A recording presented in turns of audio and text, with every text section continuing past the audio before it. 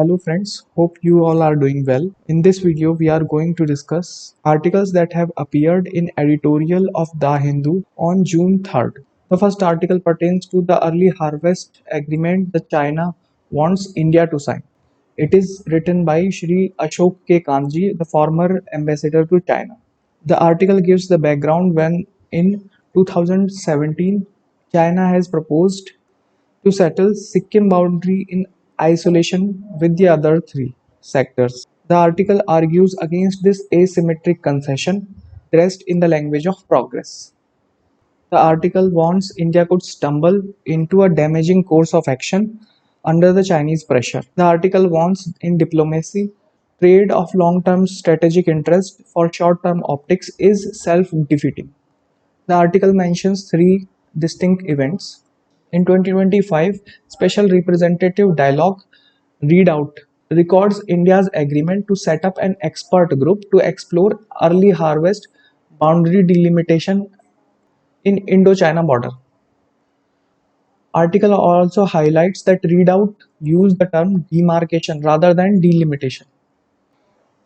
The working mechanism for consultation and coordination on Indo-China border affairs in 2026 also refers to delimitation suggests a follow-up discussion on understanding to explore early harvest in the boundary limitation.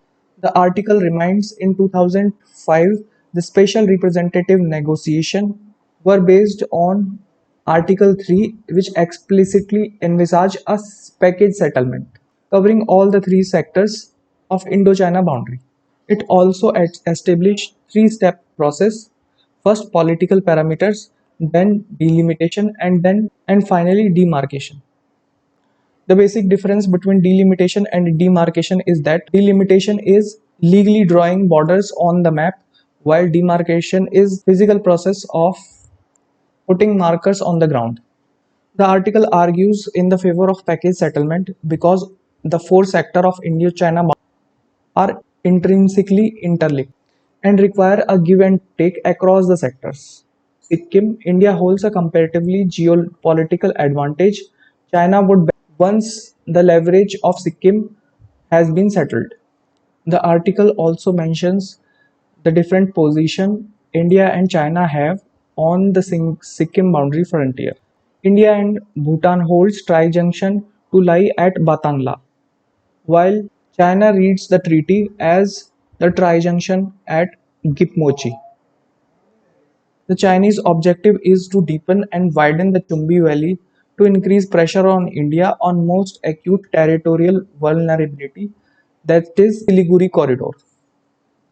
The article also points out the pressure tactics used by China in the recent decade includes Doklam dimension reinforcing the concerns. China has systematically consolidated its position in the western Bhutan, building roads and military facilities. Transgressions in eastern Ladakh region in 2020 further steady resurrection of the narrative to describe Arunachal Pradesh as South Tibet and renaming the places in Arunachal Pradesh, etc. The article argues special representative talks are welcome, but the dialogue must be conducted with strategic clarity, not under diplomatic pressure or for the optics of progress.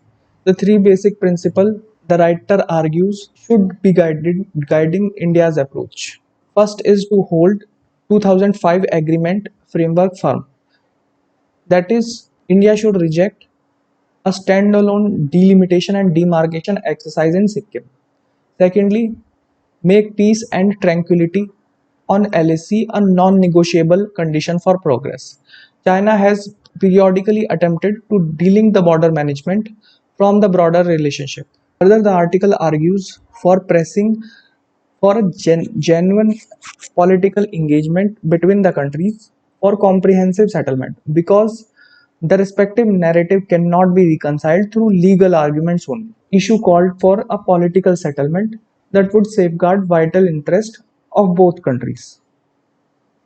The article argues that India has nothing to gain from a early harvest agreement in Sikkim and must retain its negotiation space through a comprehensive negotiation. India cannot afford a shortcut to a destination that suits China. The next article is about US-Iran negotiation. In the last half a century, the relation between Iran and USA have oscillated between overt hostility and the crisis management. The period of confrontation were punctured by brief diplomatic openings, only to be followed by renewed distrust and the recent war and devastation.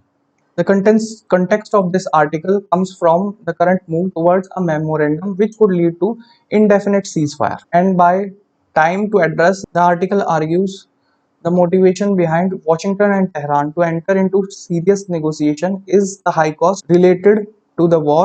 The intention behind US attack on Iran was to compel Tehran to accept fundamental constraints on its nuclear and missile program. While Iran assumed that strategic resilience and regional networks and its capacity to threaten the energy flows will impose a unbearable cost on the adversary.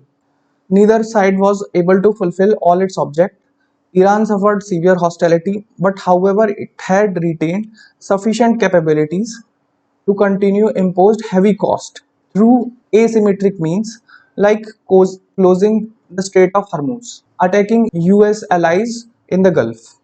Therefore, there is an unusual convergence. Therefore, there is an unusual convergence in the interest which motivates both the parties to look for stability and peace. The article warns memoranda are easier to sign than the peace agreements, and still there is a wide gap between the two sides. The article mentions some of the hurdles that blocks the way for lasting peace. First is mutual distrust. Decades of confrontation has created suspicion. Further, the attacks in June 25 and February 26 amid negotiation had created distrust among the regime leaders, and they believe Washington's ultimate goal is to seek regime change. Also, American policymakers continue to suspect Iran of using the negotiation primarily to buy time. Further, any negotiation or agreement will face opposition in both the countries. In Washington, critics already warned of repeating the mistakes that they perceived as weakness of 2015 nuclear agreement. Further, resurrection of hardliner factions in Tehran will portray compromise as a surrender. Third, perhaps the most serious one, will be the regional actors such as Israel, which aspire for regional dominance and monopoly over a nuclear weapon in the Middle East. Israel may not oppose peace directly, it may seek to shape in the terms which make it impractical. Further, hardliners in Iranian side must have learned the lesson that nuclear ambiguity does not assure security while the nuclear weapons do. So they are unlikely to give on their nuclear aspiration completely. The article argues that both sides need to change the fundamental attitude required for peace. There is no transformation on the cards soon. The third article is about land acquisition for the developmental projects. The context states Rajasthan has recently announced state land pooling policy scheme. The third article is about land acquisition for developmental projects. Context comes from Rajasthan, which has recently announced state's first land pooling scheme. The article gives the example that certain states like Gujarat and Maharashtra have found success previously in such schemes due to localized innovation and institutional flexibility. Urban infrastructure projects always depend on land acquisition. The process has become increasingly complex and financially burdensome. The article argues that right to fair compensation and transparency in LARR Act 2013 has made the process financially burdensome. Though before 2013 Act, the process was time consuming and often contested. But post 2013, the inclusion of rehabilitation and resettlement provision have further increased the financial obligation, which make the large-scale acquisition for urban projects unviable. The article argues that land acquisition via land pooling scheme and town planning scheme have emerged a viable alternative, as it create a win-win situation for both the landowners as well as the government. For example, under town planning scheme, the landowners voluntarily contribute 25 to 40% of their land for providing infrastructure such as road, park, public amenities, and housing for economic weaker. The remaining 65 to 70% is returned to them as a reconstituted plot that has better shape, serviced, and more valuable. The article claims that town planning scheme is participatory, people-centric, and financially self-sustaining. Town planning also reduce the displacement, ensure benefit sharing, and faster urban development. The article argues that states that are about to go into the land polling schemes like Tamil Nadu, Madhya Pradesh, and Delhi has to go beyond the conventional approach. The first challenge will be to convince landholder and communicate the benefits. That is it for today. Hope you like this video. Please do subscribe for more. Thank you.